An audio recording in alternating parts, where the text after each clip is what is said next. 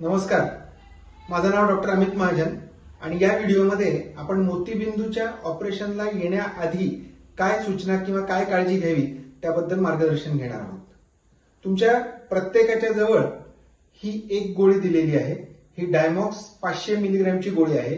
ही ऑपरेशनच्या आदल्या दिवशी रात्री जेवण झालं की एकदाच घ्यायची आहे, एकच गोळी घ्यायची आहे. तसंच हा ट्रॉपिकासिल प्लस नावाचा ड्रॉप आहे.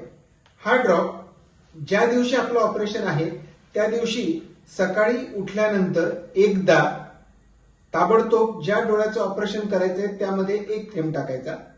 त्यानंतर 15 मिनिटांनंतर तुम्ही जेव्हा आंघोळ करणार त्यानंतर पुन्हा एकदा एक थेंब टाकायचा आंघोळीनंतर. आणि जेव्हा तुम्ही घरून हॉस्पिटलला येण्यासाठी निघणार त्यावेळेला एकदा टाकायचा.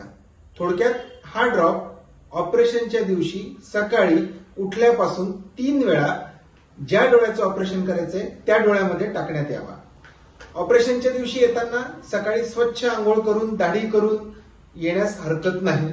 चहा, बिस्किट, दूध, नाश्ता जे तुम्हाला रोज सकाळी घेण्याची सवय आहे ते तुम्ही घेऊ शकता. उपाशी पोटी येण्याची काही एक आवश्यकता नाही. माणसांनी येताना दाढी स्वच्छ करून यावी. स्त्रियांनी येताना नाहून यावं, कारण ऑपरेशन झाल्यानंतर साधारणपणे 15 दिवस आम्ही डोक्यावरून पाणी घेऊ देत नाही. त्यामुळे येताना स्वच्छ आंघोळ करून दाढी करून येण्यास हरकत नाही.